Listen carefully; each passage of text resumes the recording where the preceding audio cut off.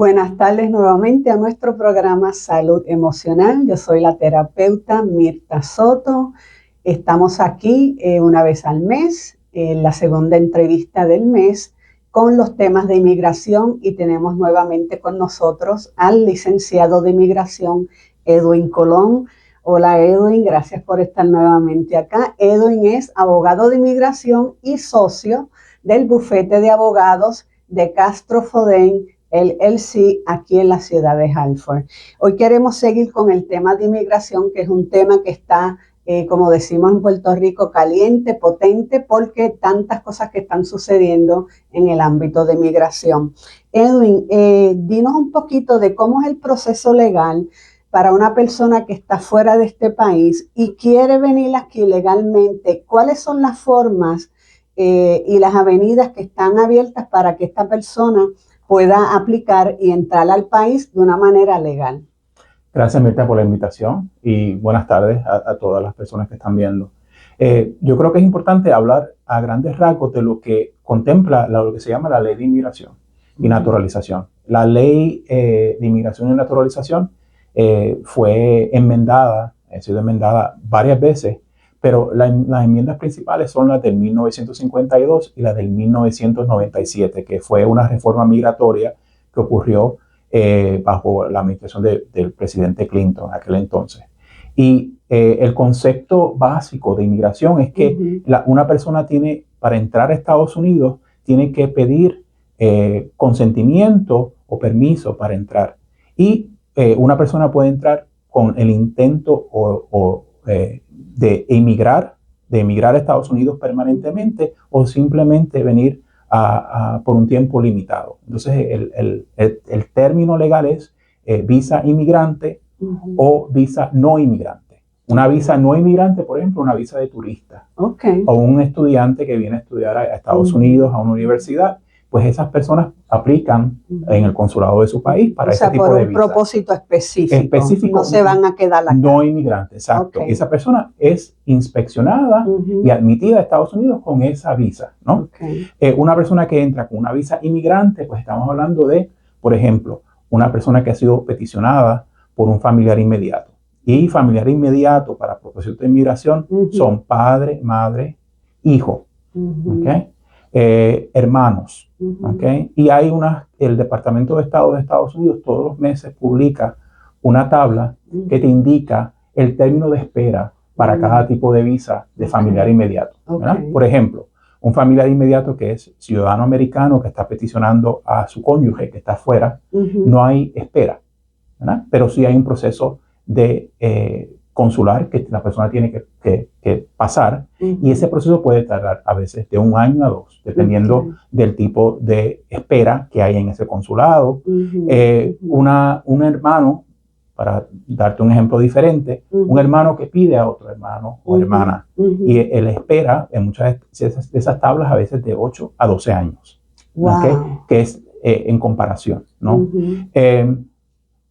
También hay una visa inmigrante que tiene que ver con tu empleador. Tu empleador te puede peticionar, ¿verdad? Te puede auspiciar. Y entonces, ese también es un proceso que puede darse consular.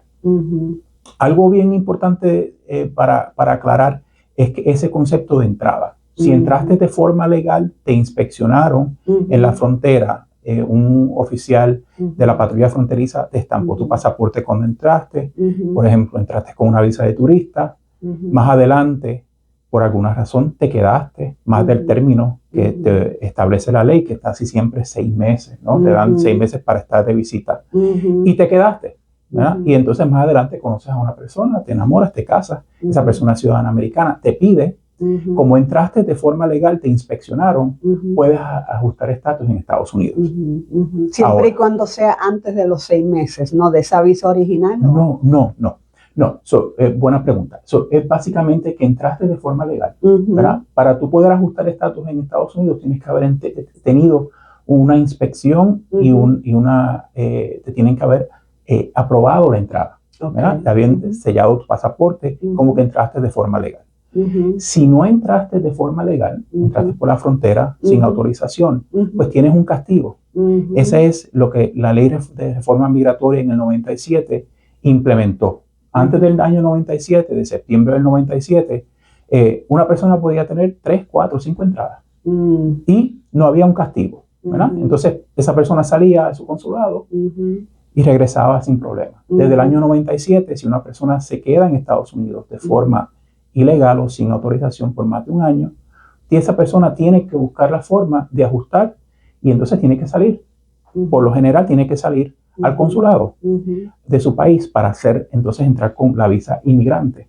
¿Qué pasa? Cuando sales te cae un castigo de 10 años por haber tenido presencia ilegal. Entonces es un concepto bien importante. Por eso es que, fíjate, uno de los temas durante la campaña política de la administración corriente era que muchos padres o madres, que estamos trabajando también el tema de lo que se llama la ciudadanía americana, ¿no? El Tribunal Supremo de Estados Unidos hace aproximadamente 3 semanas escuchó argumentos legales en cuanto a la propuesta de eliminar lo que se llama jus soli, que es el que tú devengas naturalización o ciudadanía al nacer dentro del territorio americano, ¿verdad?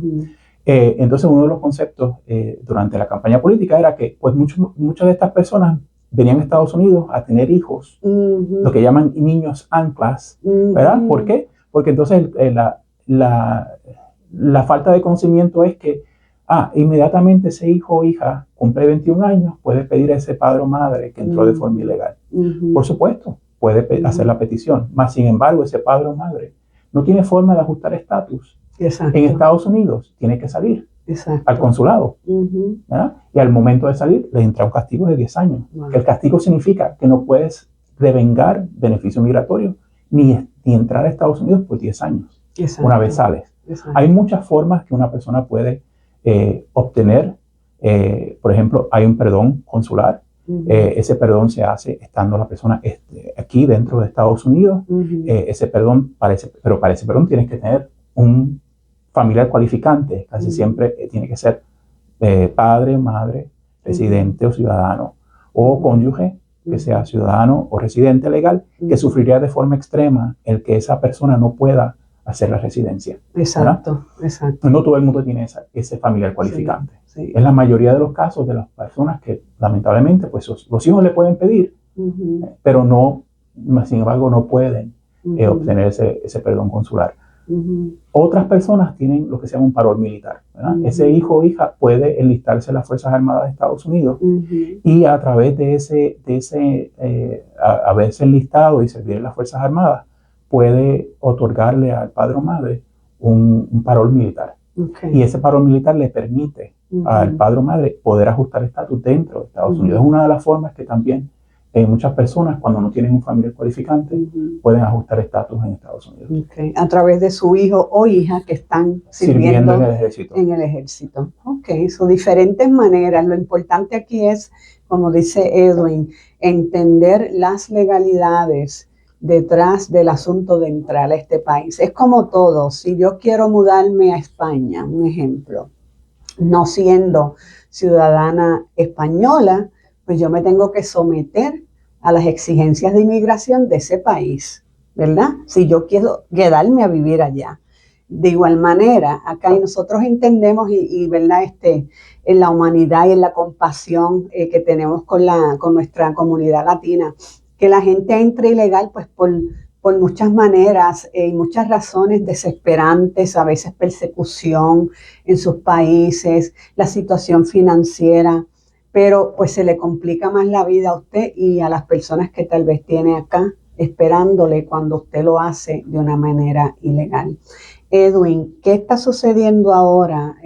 Bueno, muchas cosas están sucediendo a nivel de inmigración, pero una o dos de esos asuntos que están sucediendo actualmente, que están impactando los casos de inmigración, escuché algo que tiene que ver con la naturalización. Sí, fíjate, te había mencionado hace unos minutos antes que el Tribunal Supremo de Estados Unidos escuchó argumentos legales del gobierno en cuanto a la política del gobierno actual de querer eliminar la naturalización por suelo americano, ¿no? Que significa que si nace dentro del suelo americano, la 14ª enmienda dice que tú devengas naturalización, ¿verdad? Eso es algo que existe luego de que culminó la esclavitud en Estados Unidos, y fue una forma de reconocer que toda persona que nace dentro del territorio norteamericano, ¿verdad? Devenga naturalización. Naturalmente, o sea, automáticamente eres ciudadano americano. Correcto. Okay. Entonces hay una política que es propuesta y ha sido sujeto a demandas. Esa política no ha estado en efecto y llegó al Tribunal Supremo de Estados Unidos. Y los argumentos legales es que, o sea, la política básicamente diciendo que si la persona que nace acá, ¿no? El padre o madre no es residente legal o no tiene ciudadanía, esa persona no devengaría ciudadanía americana, ¿verdad? Entonces, eso crea un sinnúmero de problemas en cuanto a derecho internacional público, porque crearía una clase de personas sin nacionalidad. Entonces el Tribunal Supremo se ve que no estaría de acuerdo. O sea, hasta ahora estamos, creo que va a prevalecer las personas, lo que se llama ACLU, que es la Liga de Representación Legal, ¿no? Americana, va a prevalecer probablemente en que esa política no vaya a entrar en efecto. Okay, eso fue bien positivo, escuchar esos argumentos legales. Qué bien. Otra cosa que es relacionada también a la ciudadanía es que el gobierno de Estados Unidos ha anunciado que va a comenzar de forma más agresiva el proceso de denaturalización. ¿Qué significa eso? Una persona que es residente legal, ¿no? Y por lo general, ¿verdad? Una persona que es residente legal, si la residencia la hizo a través de matrimonio y permanece casado o casada con esa persona, en 3 años puede hacer su ciudadanía. Una persona que no hace su proceso de residencia legal por matrimonio, ¿verdad? Por ejemplo, la residencia fue hijo, hija, padre te pidió, madre te pidió, pues son 5 años. Tienes que esperar 5 años para hacer la ciudadanía. Hay otras reglas, ¿verdad? Que no voy a entrar en ellas, pero sí quiero explicar esto en cuanto a lo que el gobierno está contemplando y los casos que se están viendo, por lo general.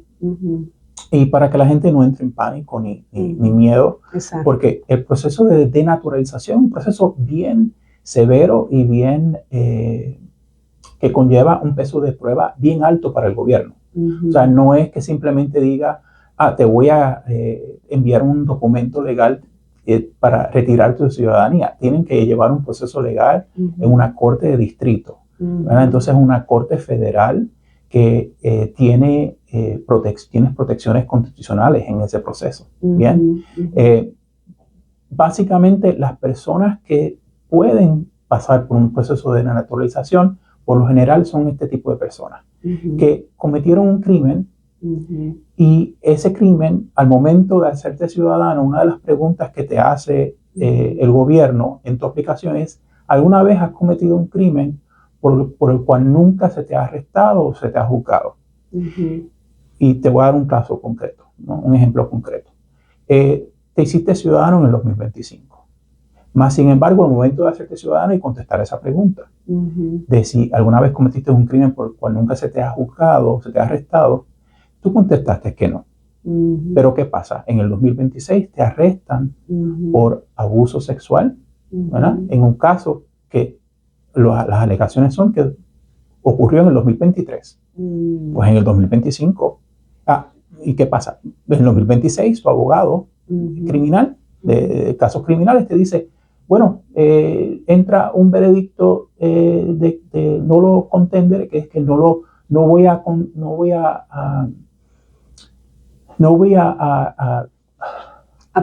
pelear los hechos. Admito que posiblemente tiene suficiente prueba para que yo pueda ser convicto. No me estoy haciendo culpable del caso, pero sí te echan una pena, ¿no? Entonces, ¿qué pasa? Ese caso, en cierta forma, estás admitiendo, ¿no?, que ocurrió un crimen, al momento, antes de hacerte ciudadano, que no te había, por el cual nunca se te había arrestado. ¿Okay? Entonces el gobierno tiene un sistema más sofisticado de informática y tiene la habilidad de poder mirar, verá, cuando una persona ha sido arrestada. Y entonces pueden comenzar en ese momento. ¿Por qué? Porque al momento de ser ciudadano, no le mentiste al gobierno sobre ese tipo de, por ejemplo, acto criminal que ocurrió antes de hacerte ciudadano y no lo divulgaste. Ok. Pregunto, en el 2023, esta persona cometió una indiscreción, ¿verdad? Cierto. Abuso sexual. Nunca fue arrestado, nunca fue cuestionado, pero esta persona sabía lo que había hecho. Correcto. 2025 se hace ciudadano legal y dice que no, que nunca tuvo problemas ni nada pendiente a nivel legalmente. El 2026 lo arrestan por eso que pasó en el 2023. Correcto. Y con todo y eso, aunque no fue detenido ni cuestionado en el 2023, aún así eso le afecta. Le pueden comenzar un proceso de denaturalización. ¿Por qué? Porque los hechos ocurrieron antes de hacerte ciudadano y al momento de hacerte la ciudadanía te hacen la pregunta, ¿has cometido un crimen por el cual nunca has sido convicto, ¿no? O arrestado? Bien, que son cosas diferentes. Arresto no es lo mismo que convicción, ¿verdad? Ser convicto es que se te ha juzgado y se te encontró culpabilidad. Exacto. Wow. Interesante estos temas, ¿verdad? Que traen tanta información. Por eso le damos gracias a Edwin, al bufete donde él es socio, por su disponibilidad, que es una vez al mes, siempre en la segunda entrevista del mes. Él va a estar acá. O algún otro representante que ellos escojan. Pero la importancia de esto es que ande siempre con la verdad, porque como dijo María Luisa de Castro Foden en una de las entrevistas que estuvo ella aquí, todo queda grabado en el archivo de inmigración y si usted comenzó con una mentira, en un momento dado eso puede salir a la luz. Yo he escuchado que una mentira, para tapar una mentira tienes que seguir con otras mentiras.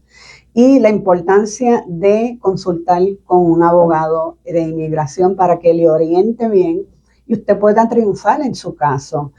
No pierda tiempo, no pierda dinero. Wow, interesantísimo ese tema en el cual estás llevándonos en esta mañana. ¿Algo más que puedas añadirle a eso? Siempre importante, ¿verdad? ¿Cómo se relaciona el tema de inmigración con la salud mental? Es que la ansiedad que estamos viviendo es realmente la intención del gobierno, es crear ansiedad y miedo en nuestras comunidades. ¿Para qué? Para que las personas se autodeporten, para que las personas salgan de forma voluntaria. Exacto. Y entonces mi consejo siempre es que usted se prepare, que usted hable, trate esto como parte de su manejo de ansiedad y de estrés. Si usted trata de esconder la realidad de que estamos viviendo bajo una situación donde realmente el gobierno quiere ir contra la comunidad inmigrante, pues eventualmente le puede tocar. Entonces mejor es estar preparado y tener un plan de acción. Y cada persona debe tenerlo. Claro. Cada persona debe tenerlo y eso le va a ayudar a manejar su ansiedad y su miedo. Exactamente. Yo pues como terapeuta puedo, ¿verdad?, ser testigo de cuánto estas situaciones impactan las personas y no solamente la persona, el núcleo familiar. Si usted tiene hijos, hijas y usted está pasando por esa situación de tensión, de ansiedad, de pánico en cuanto a su caso de inmigración o su estabilidad aquí legal, busque ayuda. Me puede contactar a mí, al final le vamos a dar nuestros números de teléfono o yo le puedo dar información de otros profesionales de salud mental que le pueda ayudar a usted y a sus niños. Es importante que si usted está pasando por situaciones de salud mental, por estas situaciones de inmigración, que usted documente cómo le está afectando eso a usted, porque eso también puede de manera positiva impactar, ¿verdad?, el caso que usted tiene con la Corte de Inmigración. Sí. Si se puede mostrar el impacto mental y emocional y físico, porque como tú sabes, Edwin también es terapeuta clínico. Él tiene 2 2 estudios, es abogado y es trabajador social clínico también, solo entiende el factor de salud mental. Lo importante de la documentación, ¿verdad, Edwin? Como terapeuta clínico que tú eres y abogado, cuando tú vas a corte, abogar por tus clientes. Sí, no, es muy cierto. Y puede impactar, por ejemplo, un caso de fianza, puede impactar en un caso lo que se llama cancelación de deportación, que podemos hablar en un momento dado sobre ese tipo de casos. O sea, pero más que nada, francamente, es que usted le hace más efectivo en manejar una crisis. Porque cuando a usted le detienen o usted tiene una interacción con un agente de gobierno, usted puede entrar en crisis, ¿verdad? Porque es un momento que usted ve toda su vida pasarle de frente, ¿verdad? Entonces es importante que usted tenga un plan para que pueda manejar ese momento de crisis y pueda pensar claramente los pasos que tiene que seguir y que su familia sepa también cómo manejar la situación. Exacto, exacto. Y el estrés, ¿verdad? De verse frente a la posible separación de sus hijos, de su familia, es algo bien difícil. Edwin, una pregunta. Una persona es detenida. ¿Cuáles serían los pasos básicos, ¿verdad? Si le puedo llamar así, frente a esa detención, y cuál sería el proceso que la persona podría comenzar para tal vez evitar que lo deporten? Sí, fíjate, y yo creo que estamos ya cortos de tiempo, pero puedo decirte brevemente. En cuanto a la detención, eso es un tema que actualmente está bien complicado para personas que entraron sin autorización, o sea, sin inspección. Y es que el gobierno ha tomado la posición desde el noviembre del 2025, un caso del Tribunal de Apelación de Inmigración que se llama Yajure Hurtado, indicando que una persona que entró sin inspección es considerada no elegible para la fianza. Y entonces, ¿qué pasa? Para poder obtener fianza hay que hacer una demanda al gobierno federal en una corte de distrito federal con un recurso legal que se llama habeas corpus, ¿verdad? Y ese recurso legal se tiene que hacer de forma inmediata. O sea que usted tiene, en cuanto a la preparación que estaba hablando anteriormente, usted tiene que tener los recursos económicos para poder costearlo. Usted tiene que saber, su familia tiene que tener acceso a sus cuentas de banco, tiene que tener acceso a su documentación, tiene que tener clara la forma en que entró a Estados Unidos, cuándo entró, toda esa información. O sea, yo he tenido situaciones que una persona me está llamando en el momento que lo están arrestando, al momento de presentarse con inmigración, con ICE. Y entonces ya en ese momento no es que es imposible, porque se puede sacar a la persona con un recurso de habeas corpus una vez ya está detenido, pero entonces estamos trabajando desde menos cero. Porque tenemos que agilizar todo y trabajar un equipo de 3 abogados a la misma vez para poder presentar el recurso legal, porque hay información que no tenemos. Que la persona no que pudo haber obtenido antes de ser detenido o detenida y no lo hizo, y entonces ahora estamos un poquito tarde. El gobierno bajo crisis. Y el gobierno tiene todos los recursos. El gobierno de Estados Unidos ha invertido millones de dólares en contratar abogados y personal para hacer este tipo de casos de deportación. Entonces, acuérdese, es usted solo o sola contra el gobierno de Estados Unidos. Entonces, usted tiene que prepararse, dar esa información con antelación a la posibilidad. No es que todo el mundo vaya a pasar por esta situación. Pero realmente esa es la única forma de usted, si entró sin inspección, poder hacer fianza. Es un recurso de habeas corpus. Personas que entraron con inspección, que entraron con una visa de turista, por ejemplo, esas personas todavía tienen la habilidad de hacer fianza. Entonces esa es la diferencia. Y hemos manejado, o sea, todo tipo de casos desde que comenzó esta administración. Obviamente hay más personas siendo arrestadas, detenidas. El proceso se va bien rápido. Típicamente la audiencia si usted pide para una fianza, la audiencia ocurre dentro de los primeros 10 días que está detenido o detenida. Los centros de detención, lamentablemente, son centros que, por ejemplo, la temperatura la mantienen bien baja, condiciones pésimas, condiciones bien dificultosas y a veces infrahumanas. Los centros de detención en nuestra área, que estamos en Connecticut, los más cerca quedan en Plymouth, en Dover, New Hampshire, o en New Jersey. ¿no? O Pensilvania. Pero la mayoría de los casos, usted va a ese centro de detención y dentro de un marco de 3 a 5 días lo pueden mover a otra jurisdicción menos favorable. Por ejemplo, Luisiana o California, adelanto California. Exacto. Y eso son, entonces una vez lo mueven, es más difícil para usted. Claro. Entonces es importante, el punto es que usted tenga la preparación de antemano, tenga como un plan de manejo de emergencia, ¿verdad? Para llamarlo de una forma sencilla.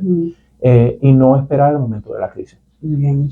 Edwin, si alguien quiere conectarse contigo o algún abogado en tu bufete, ¿a qué número pueden llamar? Sí, pueden llamar al 860-278-3001 o la página web de nosotros, que es www.decastrofoden.com. Ok, excelente. Y si necesitan comunicarse conmigo, pueden llamarme al 860-502-0019. Será hasta la próxima. Vamos a continuar ese tema en la próxima entrevista, que sería mayo 25. Y en mayo 11 vamos a tener con nosotros a la terapeuta de familia y pareja, Liz Calderón. So, vamos a estar hablando de la dinámica de consejería entre parejas, que es tan importante. Así que buenas tardes y nos vemos la próxima. Gracias.